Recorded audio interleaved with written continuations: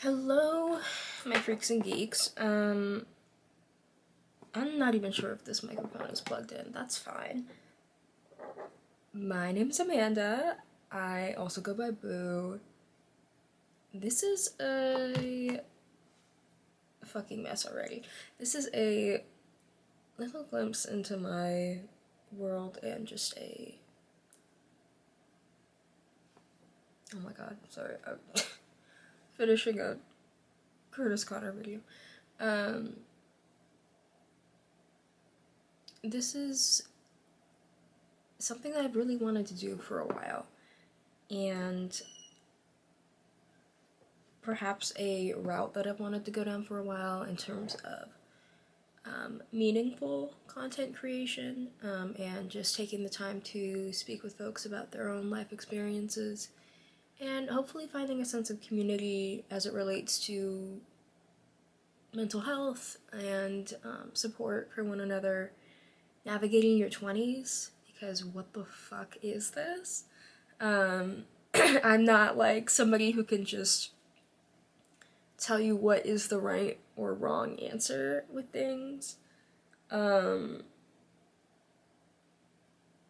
I am getting like text messages from unpaid internships because that's where I'm at, and actively thinking about quitting one of my jobs. Another place where I'm at. This is my childhood bedroom. I've painted and screwed up and drilled stuff into the wall time and time again. Actually, the drilling in the wall was new, but our landlord is not going to be too happy about that.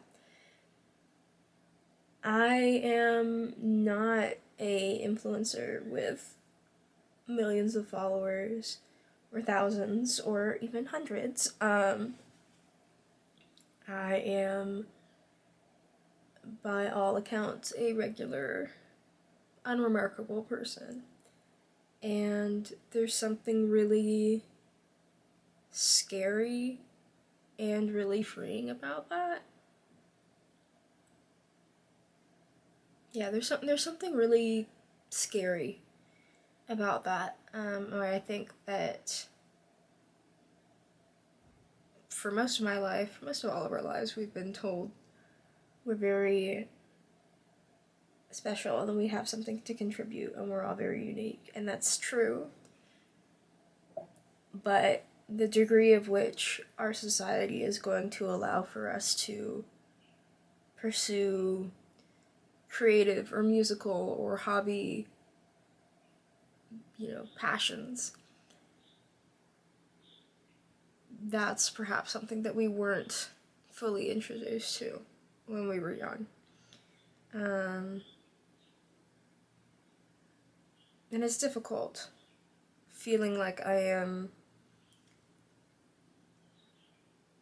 For the longest time, I wanted to be out of school. I did not feel like I did well in school.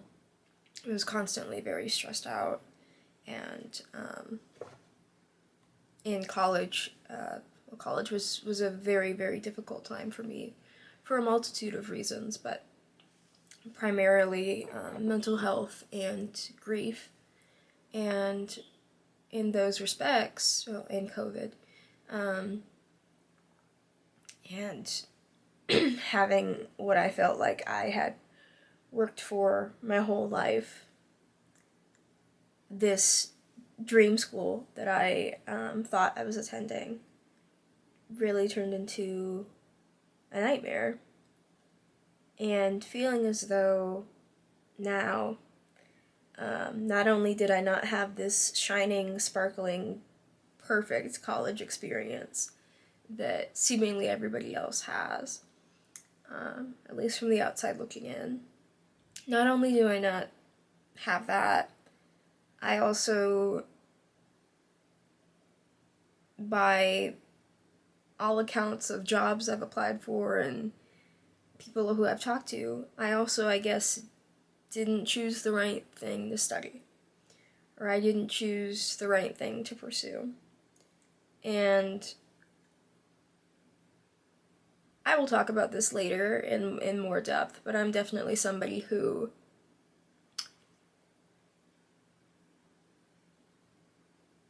not without a passion for it, but jumps from thing to thing because I'm a multi-passionate person, and I am somebody who believes in being, you know, multidimensional and intersectional also in the work that we do. For some context, I created my own major, which oftentimes I refer to as a fake major, but I should not discount my experience and very difficult work having that major completed and approved. Essentially, working in exploring the relationship between art, media, politics, and society. I'm particularly well versed in Chicano and Latino art, and I have worked in several nonprofits here in Los Angeles doing that type of work, the sort of real Los Angeles, as I like to put it, all tea and all shade, to you know, some of the folks here who I do feel like have trampled over some of the roots in Los Angeles. So you also notice I definitely go on tangents completely all the time. But to stick with that and with college, I am very well versed in that work. But I began my, I guess, academic journey in STEM, in biology and ecology, and actually wanted to pursue conservation biology for the longest time until I really didn't feel like there was a space for me, and there wasn't a space for queer women of color, but there just also wasn't a space for mental health, and the high stress and the high pressure of everything I was experiencing in that field, and studying alongside kids who felt like, or who I felt like, had it all figured out, had parents who had been, you know, deeply involved in this journey, who are doctors or scientists or anything of that nature. That was not my background. And it's not to say that I didn't come from a background where I was very supported in some fields, and we'll get to that. Supported in some fields, definitely more than others. But also that I was a Mexican American woman still figuring out other aspects of identity, navigating the STEM field with primarily upper middle class white boys. And, you know, there's a lot to be said about belonging in whatever field that you enter. There's a lot to be said about that. My camera, it might die? Maybe? No?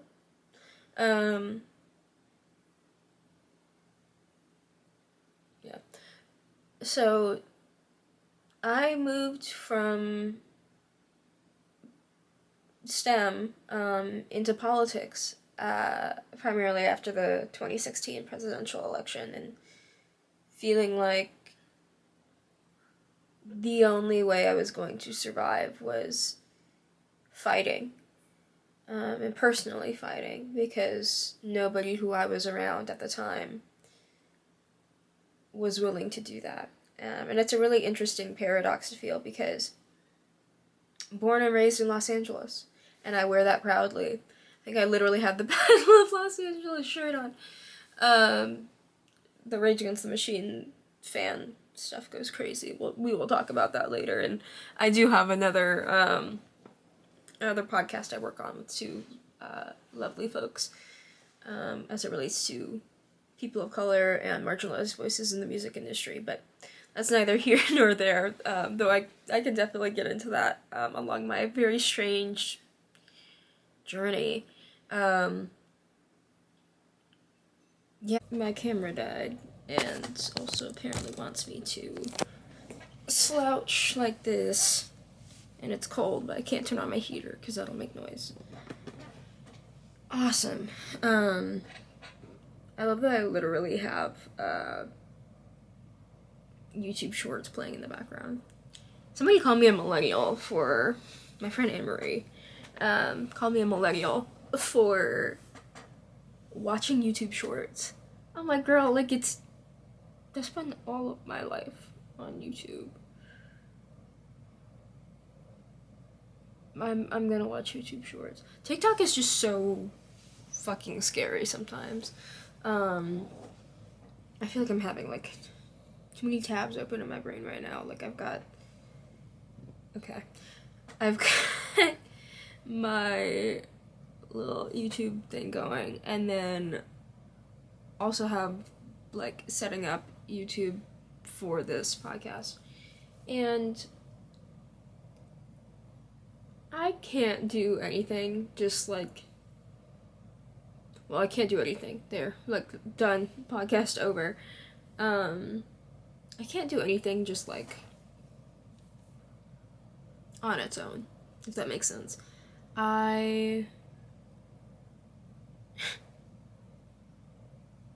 have like crochet in front of me too. Like I just don't have the capacity to focus on one thing at a time. And it's frustrating and really difficult in a world that feels hyper structured. And I keep saying, like, oh, I'll talk about this later, I'll talk about this later. But, like, there's a large discussion to be had about existing as a multi-passionate person, as a person with most likely undiagnosed ADHD, trying to complete any task. That has been the case for me, like, throughout my life. And realizing now more than ever that there's nothing wrong with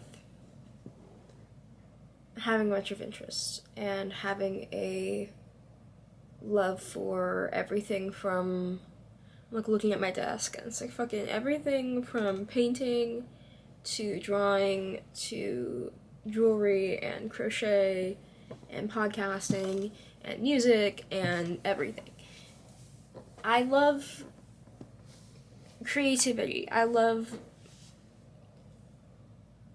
putting my emotions and my life out there.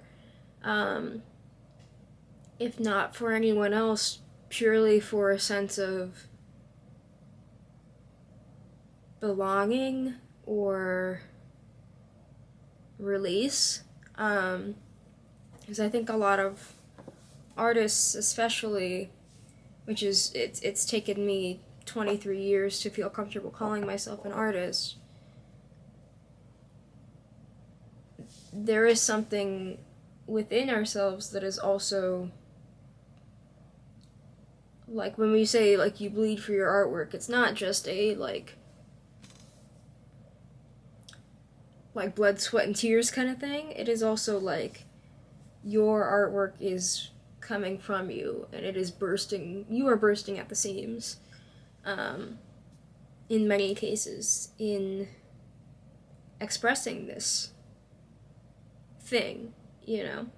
And I find it really difficult to exist in a hyper-structured society where it seems like nobody's a Renaissance man, you know? We have people making, like, $300,000, and all they know how to do and all they ever do is like Excel sheets. And no hate to like if you work on Excel sheets and stuff like that, but I assume if you're watching this, there's an element of you that is also creative and empathetic and probably not making like $300,000 a year. Let's let's all be real with ourselves. Like that's fucking crazy money. And it feels like there's a degree of appreciation for, because this is another end of what can be difficult for folks, right? There's appreciation for hyper focus in one particular career path or field or subject only if it's within a certain bounds, right? Like people don't want to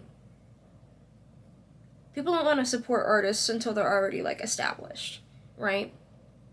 But from that initial period of taking the plunge and jumping into being an artist, from that period to commercial success, right? That is the period of time where you perhaps need the most support and are probably getting the least, if not actively getting discouraged from doing the work that you want to do, right? I have been told time and time again, like, the only way I'm gonna make any type of meaningful money is to go to grad school. And, you know, like, that's a great path for some folks, but I can't do any more school. Like, for me personally, it was traumatizing. Entering the public school system as a child, being a part of that system as a young person of color in a predominantly white town during a particularly heated election, which we all remember and love so dearly, and I can't wait for that to happen again this fall, though luckily I won't be in school, and will hopefully be amidst the company of strangers, though perhaps progressive strangers, who might be better than harmful familiar faces. So yeah, I just feel like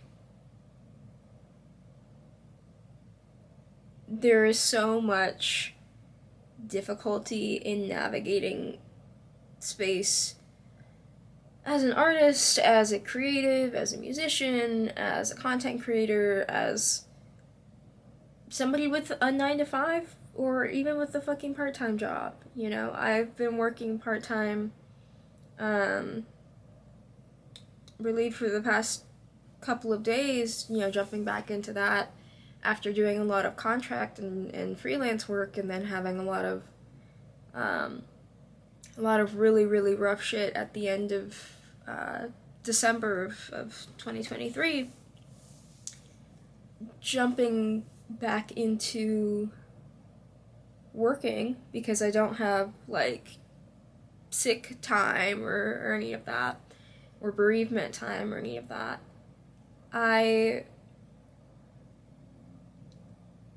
It's exhausting and it's difficult, and it's like I have what would be considered to some like not a valuable job, right? I make minimum wage. I have 2 jobs, and both of them are minimum wage and part-time, and one of them I don't even see like any upward mobility possibilities there, and the schedules are gonna start conflicting, and just all these difficult things, right? Because life can't just be simple and fun and enjoyable. And yet I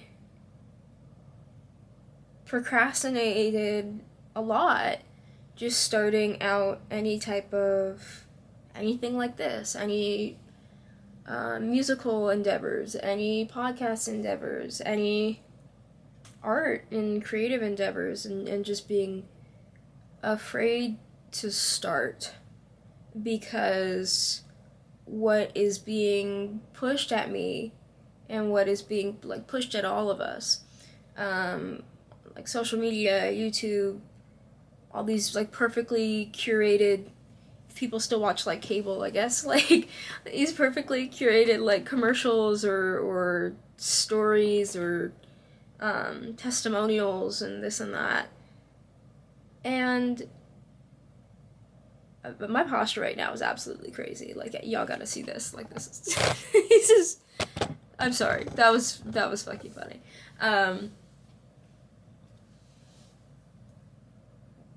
Leave it to me to like fuck up the like probably the most important part of this this episode.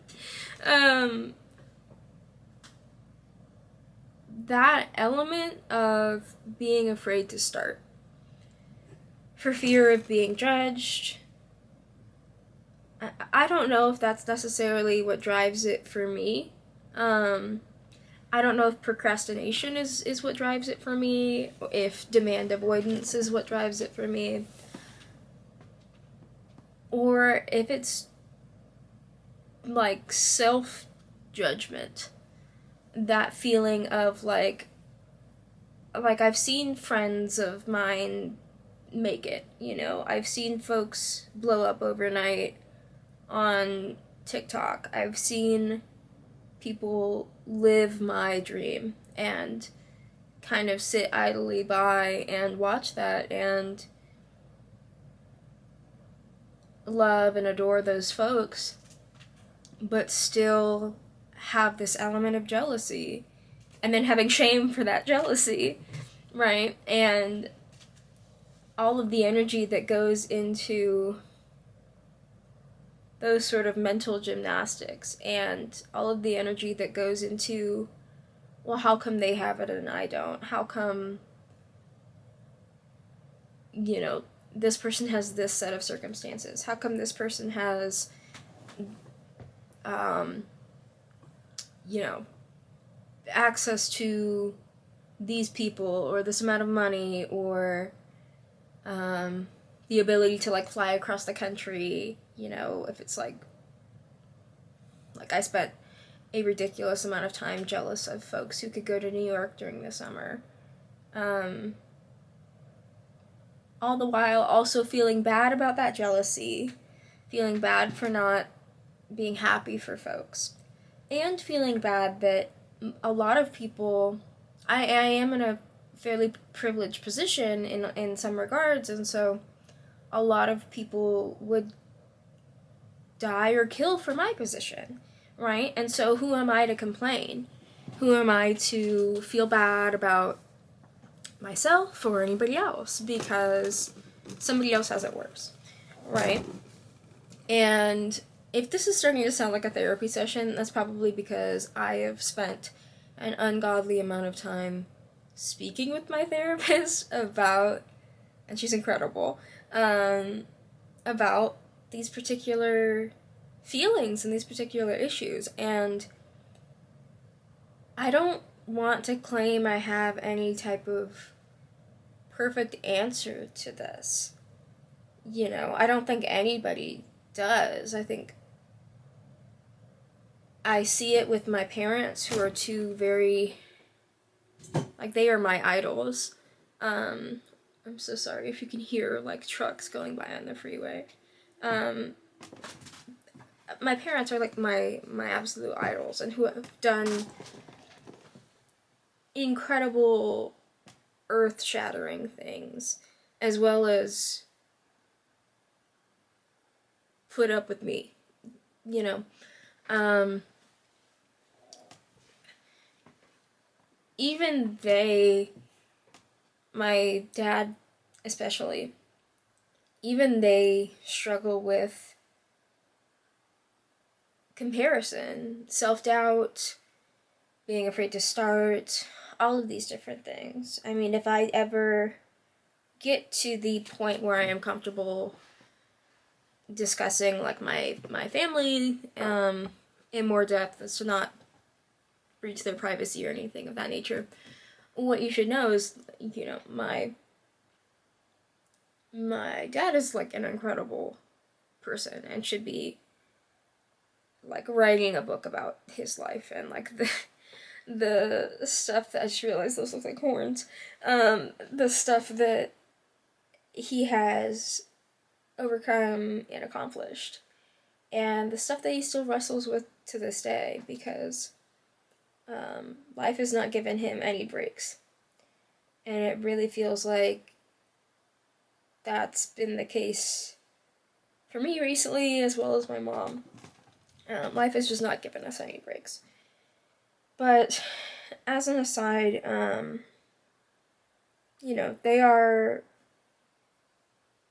one approaching 60 and another already in their 60s. They still struggle with that. And there's something very freeing about knowing that, and knowing that maybe everybody struggles with this nonsense that we put in our heads. But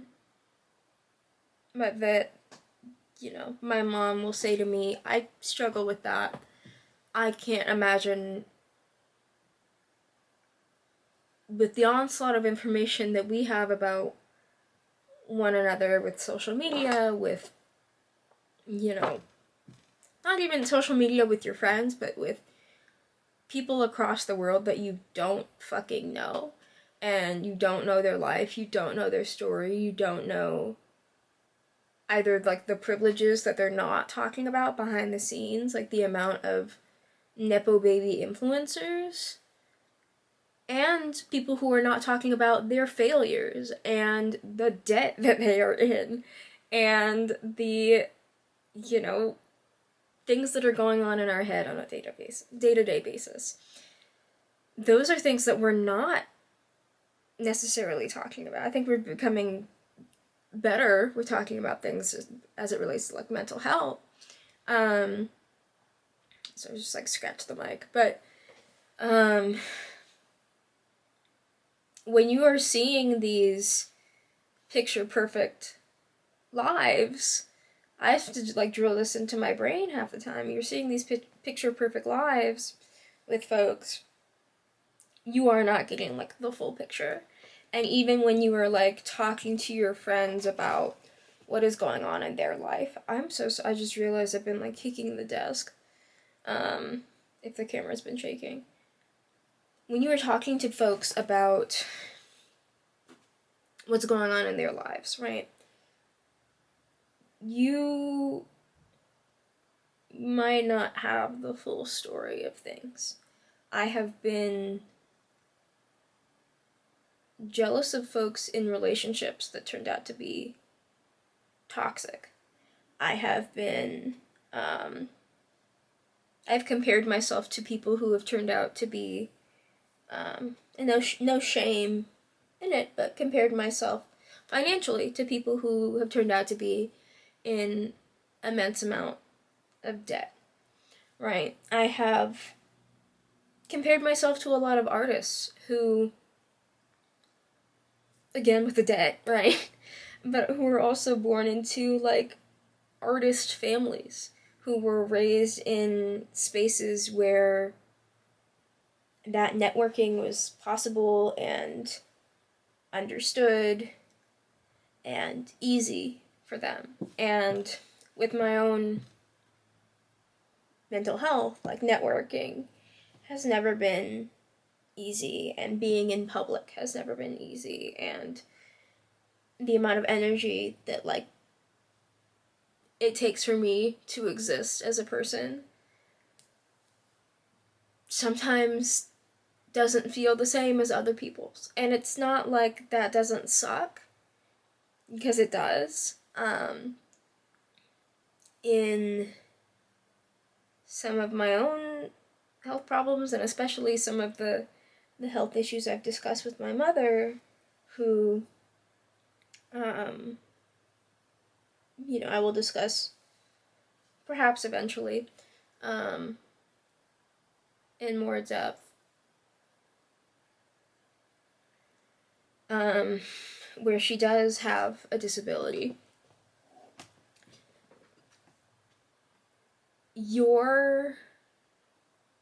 There's spoon theory, there's, battery percentages, there's whatever metaphor you want to use for it. Your contribution is not the right word, because you are contributing enough on your own to allow me to collect my thoughts for a moment. We can go with the battery analogy, I guess. Your 100% is different from other people's 100% on a day-to-day basis. And your 100% could be somebody's 40% and vice versa. And that can change like day to day, right? I'm kicking over like a tripod and everything else that's under my desk because I don't have any space in this room. Oh my god. Your best might be somebody else's worst, and somebody else's, best could be your worst. We all have different gifts and backgrounds and experiences. And one of the most effective things I think I was taught during my time in school, and a lot of that work in school, I did programs for credit where I could work in community and do experiential learning, because traditional learning was not possible for me in certain regards. Like lecture-based learning did not work for me. And I'm immensely grateful for the ability to do that and the fact that I found those resources, because those weren't necessarily served to me on a silver platter, right? Wow, we are pale today. Okay. The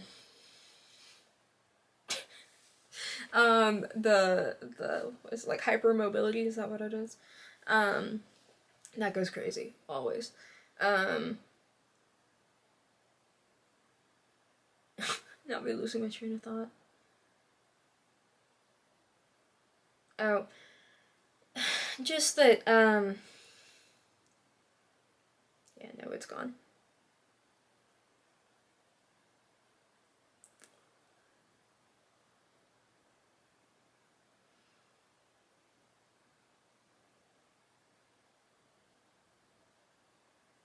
Oh, the thing that had been the most valuable and I think life altering in my experience, at least in the academic field or space, not field, because I didn't work in the academic field for very long, I should say. I worked as a student, not as an undergrad student, not as a PhD student or as a professor or anything like that. But what we discussed in a relatively dense amount of depth is the fact that everybody brings their own knowledges to the table. And that includes your lived experience, your past lives, if you believe in that, your past lives, your, traumas that are passed down. Those can be innumerable. Your ethnic and cultural background, your experiences as like a ugly teenager running around trying to figure out what it means to be alive. Whether you are like the most like academic weapon among all of us, or like a punk kid like me, or any blend of the two, or whatever else, those are different knowledges that you bring. Um, and none of them are worth more than anyone else's.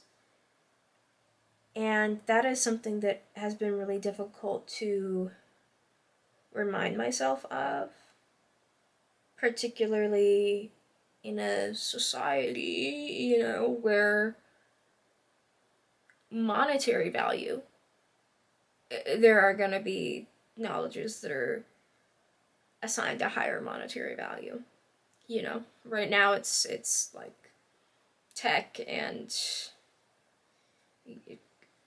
comp sci, AI, you know, somewhat the medical field, even though like nurses, like ICU, like a lot of you are doing a lot of work for not the right amount of pay.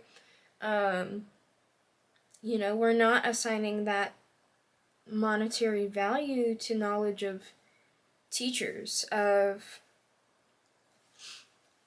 the planet and of the earth, and of mental health and of caregiving, and of doulas and spiritual workers. And maybe that's why a lot of folks are feeling let down and lost, because it feels like at certain times the most evil items among us are assigned the highest monetary value, right? The most exploitation, the most advancement, in the worst sense of the world, or the worst sense of the word, that is assigned a higher monetary value. But that doesn't mean that your story, your art, your vision, your focus, your life, I've spent an innumerable amount of time my senior year of college. I made, and still actively am working on making, a documentary in relation to grief and masculinity and expression in diaspora communities, and the use of music as a means of expressing grief. Because myself, like as a Mexican American, realizing that a lot of men in my community and my culture aren't given the proper space to grieve, to express their emotional needs, and feeling as though I dedicated myself to that work, and at the end of the day, it wasn't a Oscar nominated film. It wasn't even a film that I felt like was fully completed, because it isn't. The unfortunate fact of the matter is that those issues are ongoing and not static. And over the past couple of months, even more has been added to what I should add to that documentary and my own experiences with grief. But because there was not an institutional or financial support of my knowledge, that does not mean that it is not valuable. Because there was not, in a lot of respects, a cultural or societal recognition of that knowledge, that does not mean it's not worthy of people's time. That does not mean it is not life-changing. That does not mean it is not valuable. Because when people, ask a little bit about what I studied, or when I was doing my thesis and people asked what it was about, I had some of the most incredible conversations with people about those experiences. And that holds value in and of itself, even if financially it doesn't. My hope is that as a world, we will move towards a place where it is more equitable in terms of providing that sense of, you know, financial security that is unfortunately necessary in a capitalist country, if you're here in the US, or just really a capitalist society, because it's inescapable regardless of where you are. My hope is that that work will be looked at in high regard, but not just as a finished product, not just as this thing that we have to hold ourselves to, not just as this perfectly polished, edited, color graded, audio mixed. Much love to people who do that work. That we can tell our stories as they are, as they come, and they might be messy and all over the place, just like this podcast, but that they are still worth something, that they still find people that need it, and that they can move us forward in a sense of togetherness as mankind, rather than as man and machine, or man and economy, and man and shareholders, you know. I think that right now, my feeling of resistance towards the system at hand is going to be fighting against those elements of perfectionism, those elements of squeaky cleanness when it comes to what we produce. Because what we're producing is coming from our hearts. It's not coming from a factory. And there isn't quality standards that need to be met with your innermost thoughts, because you're not selling those for consumption. And that hopefully we can all find a space where we can move past perfectionism and just start. Just start. I have guitars on my wall that I haven't played in months or at all, in case of this beautiful one right here. Just fucking start. Nothing is gonna change unless you start. Allow yourself to be bad at things. I can't, count how many awful crochet scraps I have. And, this isn't perfect either. I mean, this is like a work in progress sweater kind of thing. But the biggest fuck you can have to the system at large is allowing yourself to exist unapologetically as yourself. Allow yourself to love unapologetically as yourself. Love yourself unapologetically. Allow yourself to create unapologetically. And it doesn't need to be broadcast. It doesn't need to be perfectly well lit. It doesn't need to be for 30,000 TikTok followers. It doesn't need to be for likes. It doesn't need to be for views. You can allow yourself to make art that's bad. You know what I mean? If that's even something that's, if bad art even exists, write poetry that nobody is gonna fucking see. Do work that you care about doing and you love doing. And all we can hope for is that things eventually fall into place with that. But nothing is gonna change until you start.